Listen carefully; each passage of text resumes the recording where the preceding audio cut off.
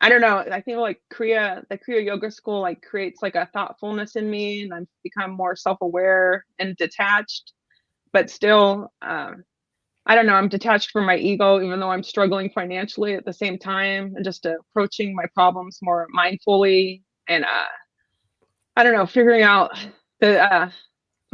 a way to like solve them instead of escape them. So I feel like it's gonna be okay, and maybe this I'm making space for something new. So I don't know. A question I have for you, Fedguru Dev, is what have you learned from difficult times? How do you deal with difficult situations? Yeah, well, anytime I get a darshan or I get a message from, let's say, ascended master, they always say the same thing. Everything is going to be fine. You have nothing to worry about. So I always kind of keep that in the back of my mind. But I understand it's difficult out there when you don't know when your next paycheck is coming, or how you're going to pay the mortgage, or how you're going to pay the rent or the electric. It puts a big burden, a rock on your back that is hard to let go of. But like, as Kriya yogis, we're kind of liberated in a state of moksha where whatever happens, happens. Like, I'm not even attached to this physical body. So I'm definitely not attached to no physical material money. So we just kind of let what's going to happen and make our ultimate goal, our main focus, aligning ourselves with our inner divinity, let's say it like that. Do you wake up feeling anxious or already behind? That was my life until I made Kriya Yoga my morning anchor. Just 15 minutes a day gave me clarity, calmness, and real control over my emotions. You deserve to start your day with peace. Book a free call at kriyayogamasterclass.com or join my free school at freekriyayoga.com. You kind of realize that happiness is inside you as you, so you don't kind of search for it out there somewhere else. You kind of are happy with what you got in the present moment. I'm happy I got a roof over my head, I got food in my stomach, I got good health, I got a good mindset. No matter what happens in the Maya delusional world, or I was watching a video that I said in the sad song, I kept calling the social media game the slot machine, right? Yeah. So, social slot machine out there in the world, pulling that lever, ding, ding, ding, ding, ding. Everything is constantly stealing your attention. Everything is like candy for the monkey mind. Look over here, look over here, look over here. But when you could really center yourself and kind of still your mind, these external meteorites kind of bounce off your atmosphere or bounce off your shield. You're not attached to it. So if you have a good mindset that happiness is inside you as you're less easy to be sold something that you don't need. And they don't want these people in this type of mindset. You control what makes you happy, so no one can tell you what makes you happy. Like, buy this Big Mac, it makes you happy. Buy the new iPhone 25, it makes you happy.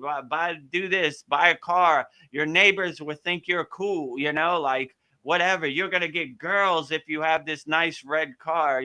So you are less easily swayed because you understand that they're selling you like snake oil, or they're selling you like the Brooklyn Bridge, that they're trying to sell you something that they don't have. When you realize you have all the happiness you need inside you as you, all you have to do is realize it, then it makes their marketing, their subconscious, their psyop plans not work. So they want you to stay in a state of hypnotism, right? Where Yeah. know, but yeah, I understand. It's tough out there. Most yogis, they just totally renounce the world. They don't want to work a job at all. They just ultimate goal is focusing on their inner divinity. So they just sleep in their cave and live by donations or whatever food they could get, but they're perfectly happy, and I would say they're in a more happy state because they're not even attached to their physical body, let alone their money or anything. Like I always say, my favorite story from Ramayana Maharishi, when he got to the place of his ashram, he took all his money and just threw it Yeah. in the water and said, "I never want to touch his dirty money again." And he got his wish. So like, if you have that kind of mindset, a it really creates a clear path. So they spend their whole day just praising God, focusing on God, aligning themselves with God. That is their ultimate goal. But yeah, when you have that kind of mindset, you kind of don't care. Like, yeah, I don't have $1 million or I didn't win the lottery, but I'm pretty happy. Maybe I'm even more happy than people who have won the lottery because they have more money, more problems. But Yeah.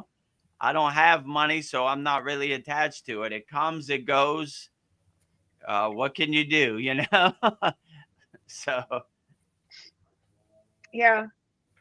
I don't know. It's kind of like you have to put your hands on the steering wheel and start driving yourself. I was thinking when you were talking, like how powerful our thoughts are. Like what, we can make ourselves sick with our thoughts, or ourselves happy with our thoughts. And just like that thought, like, I know it's going to be okay. Everything's going to work out. Like, I don't know. yeah, Why do you, that's why they say in yoga, never talk bad about yourself because the water in your body is listening. So you always want to uplift your water and make beautiful shapes with the water in your body, and you never want to lower your frequency. You always want to raise your frequency. So no matter what you're going through in your daily life, always talk good to yourself and always uplift yourself and keep your chest out and your chin up high. It's difficult out there, because like I said before, my guru said, Ved Guru Dev, you're become a master of distraction. So we found so much comfort in our depression, our sadness, our doubt, our fears, that that's like our comfort food. That's like eating M&Ms or whatever. We always try to go back to that. So when you have the right discernment in Kriya Yoga, you could observe yourself, say, wait a minute, I'm not going down that road. Even me, I have to catch myself sometimes too. Like I find myself going back into that egotistical pattern and I say, wait a minute, that's not what we do anymore. yeah. So it takes a little bit of mastery. It takes a little bit of practice. But if I could do it, anybody could do it. Yeah. I'll find myself getting annoyed with people and I'm start like talking bad about them, and I need to stop myself because it could be me. I could be that person. So that's where I struggle. Like just getting frustrated with people. So Yeah, yeah. and you kind of realize no one's really going to happen the way you want them to happen. They're going to do whatever they do, and you really don't have no control. So why would you attach to something that you can't control? So you just, whatever, that's how you Yeah. want to be. Up to you. I'm not going there with you. I'm not going to roll in the mud with you pigs, but good luck to you. I'm not doing it. Yeah. but but I find myself looking at other people too, and I was like, yeah, I remember when I used to do that. Yeah, I'm trying to grow. I'm not trying to get stuck in that same loop, that same pattern. I'm trying to be better than I was yesterday. So I'm trying to go forward, not backwards. So, Yeah. but Like I feel compassion because I've been there. When I look at them, I used to be that guy. So if I could do it, anybody could do it, like I said in the beginning. But just takes some little bit of work and a little bit of discernment and a little bit of self observation when you step back from the TV and you don't really get attached to it. Like, okay, you almost got me. Like I like when Krishna says in the Bhagavad Gita, your ego's always hiding behind that tree over there. So he's always around. He's looking for that door to come in. He's looking for that looking for your shoulder to dance on, and yeah, do that, listen to me, So, but if you don't give him a platform and you don't let him in your house, then he can't really affect you too much. It's just like looking at a funny movie on TV. So if you look at your ego that the comedy show it is, then it can't really affect you. Yeah, so I'm kind of with you there, Veronica. Like Yeah. financially, and a blessing did come to me also. So I think you could like make a living as an artist, and in my case, um, my business is kind of tanking, and I got this guy to come, and he offered to buy it, but then I was telling my older daughter about it, and she got me all worried. She's like, this could be, I don't believe it. This could be a scam. Oh, He's got all your financial information now, because I had to give him my social, copy of my driver's license. He's got my banking information so they can direct deposit checks. But I didn't feel that when I talked to the guy, and plus I was the one who like offered him to sell. He didn't just like come out of the blue and say, "Hey, I want to buy your business." That would might have been fishy, but so yeah, so just a couple days ago, I got a first payment, so that eased my fears. It's like, yeah, oh, he's good. he's he's legit. He's really gonna do this. I'm really gonna be able to work for him. I'm gonna have the weight of the business off my back and like a steady income, and I can quit anytime I want. I told him I'll work till the beginning of the year, and we'll go from there. If I enjoy working there, and value what I have to offer, then we can renegotiate, and maybe I'll just stay on. If not, we'll see you then. But yeah, it solved a lot of problems for me. So it was a big blessing. So Yeah. Oh, and congratulations, Paul. thank you. Um, but yeah, Good. I've been watching, a lot of lately I've been on like a Bigfoot skinwalker kick. I've been watching, a lot of stuff about that. But the question is, and this is kind of, like all the things that we now know that we didn't know before, that this world is like an illusion, and that there's just like a mind-boggling amount of things that are really taking place, yet we don't really see any of it. So, how do we deal with the fact like that most of everything that we know has been a lie, that we've been played, and it's kind of scary. And there's also a fear of the unknown, like I know probably dying will be kind of like waking up from a bad dream, and then I'll be in my true state, but like I don't know that for a fact. So, there's like a fear of the unknown, and just a fear of like, what is this? Like if it's not what I thought it was, what is it? So what would you have to say about that? Like I mean, I was telling my mother yesterday that my mother's like 80 years old. So I was telling my mother, like, don't have any fear or doubt or any baggage when you transcend, because you don't want that to follow you. You want to enjoy the golden flight, the divine golden airlines, the flight, travel light. Don't have any of these preconceived notions or expectations or any kind of fear or baggage travel with you. Just travel light as possible, my friend. But I wouldn't try to make sense out of any of it. I would just enjoy it for what it is. Like, finally, I get to ascend from this 3D physical hellscape. You know, all these Maya delusions, they don't carry over with you. So just enjoy the next chapter of your life, your soul's ascension, whatever that is. And I wouldn't try to make sense of it at all. I would just enjoy the journey, look out the window of the divine flight and enjoy it for as much as it is. Like, it's been kind of relayed to me, when you do ascend, you don't want to ascend with any of this, and nothing really matters when you do ascend.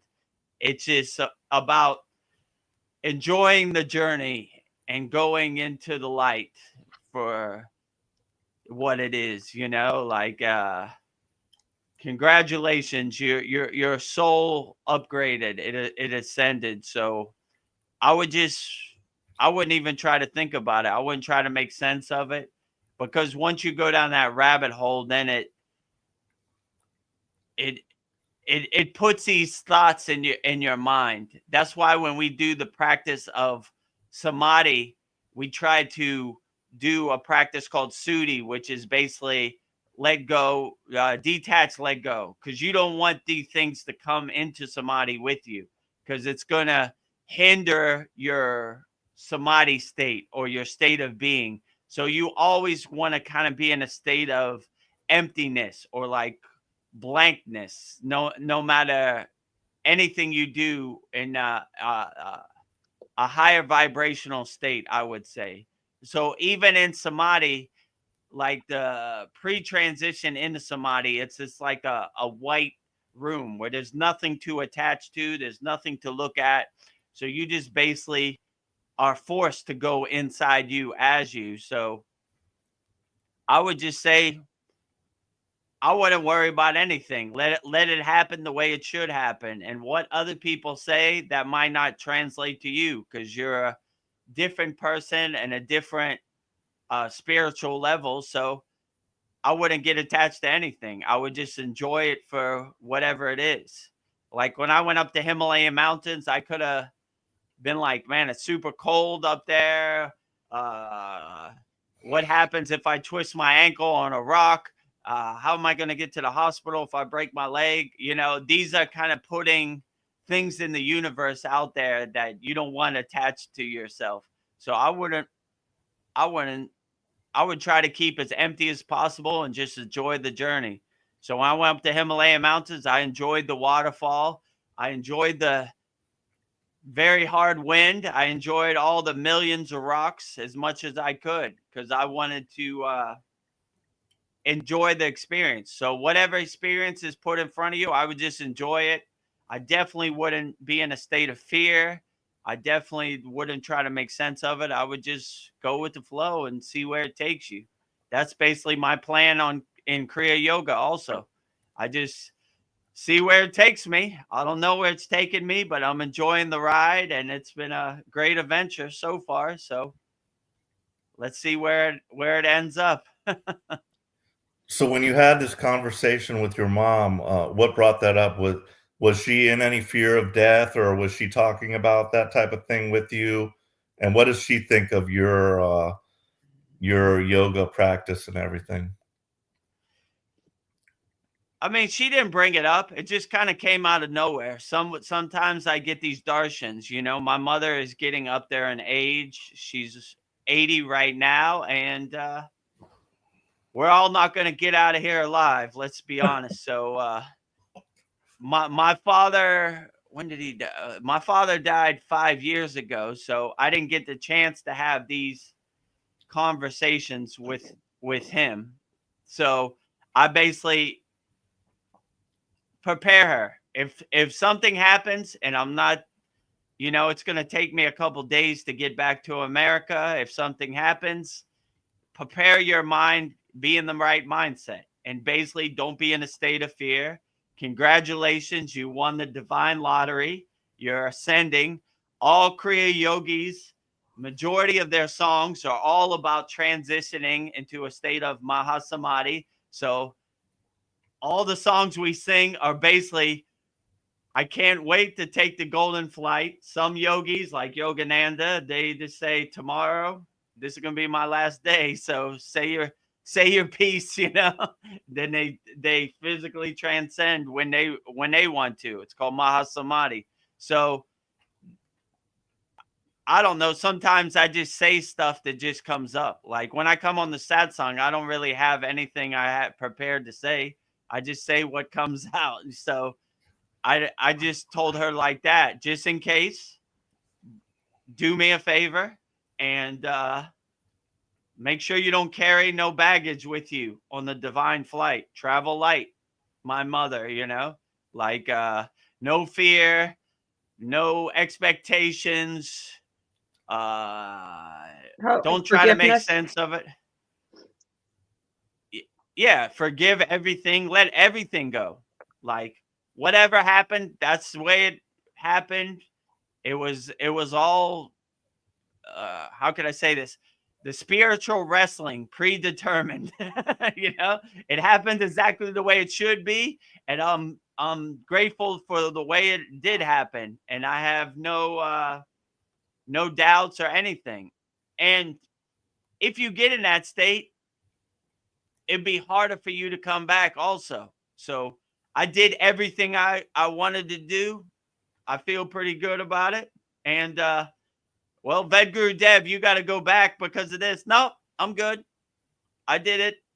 I did it as best as I could. I don't know what would prove going back. So I would just say, in my mother's case, it's more prepping her to get ready for the inevitable, which is going to happen to all of us one day. So she knows I'm on the spiritual path. She knows I'm a yogi. My mother's like a Southern Baptist Christian. So like, she believes in Jesus and all that. And I respect it. I like Jesus also. So, yeah, so she would like me to be more on her football team, but this is my path that I have to walk alone. So I don't want no one else's God becoming my God. Let's say it like that. So I'm trying to figure it out for myself. And whatever God resonates with you, that is the best God. That's actually one of the sad songs I edited yesterday. I think it was "Which God is the best?" And I said in the beginning, there is no best God. Whichever God works best for you, that's the best God. I don't know, I mean, it's all a spark of divinity anyway. So whichever God works for you. I don't want no one to tell me. I don't want other people's God to become my God. Let's say it like that.